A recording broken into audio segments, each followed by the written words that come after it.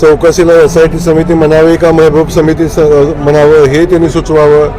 काही नाही, त्यांनी जे समिती सुचवतील त्या समितीकडून चौकशी व्हावी अशी माननीय मुख्यमंत्री महोदयांना मी विनंती करतो.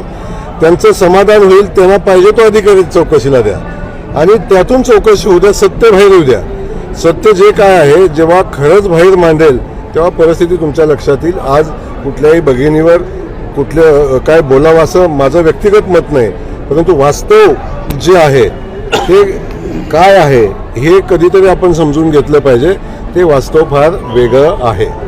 दिलीप माने आणि त्यामुळे या घडलेली जी घटना आहे या घटनेचं वास्तव जेव्हा बाहेर येईल, किंबहुना जर पोलिसांना ते मांडायची परवानगी कोर्टाने दिली सार्वजनिक करायची तर सगळं पुढे येईल आणि त्यानंतर जे पुढे येईल ते सगळ्यांनी स्वीकारलं पाहिजे एवढंच सांगतो. कारण याचं सगळं रहस्य ज्या मोबाईलमध्ये आहे म्हणजे पीडितेचा मोबाईल, हे दोन्ही आरोपीचा मोबाईल आणि अन्य काही मोबाईल या सगळ्यामध्ये त्याचं जे रहस्य आहे ते सगळं रहस्य उलगडायचा विषय नाही आहेच ऑलरेडी, फक्त समोर मांडायचा विषय आहे. पण आपल्या देशाची संस्कृती आहे की आपण कुणाचा अनादर गेल्यानंतर किंवा जिवंत असताना आपण कुठल्या भगिनीचा अनादर करू नये.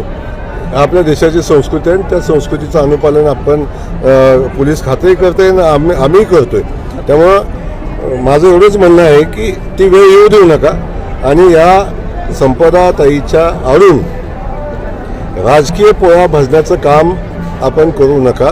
ही माझी मनापासूनची भावना आहे. त्या ताईला न्याय मिळाला पाहिजे का मिळाला पाहिजे. जर तुम्हाला शंका असेल की सातारच्या SP बद्दल, तपासी अधिकाऱ्याबद्दल, तपासी अधिकाऱ्याचं नाव तुम्ही सुचवा, त्याला तपास करू द्या.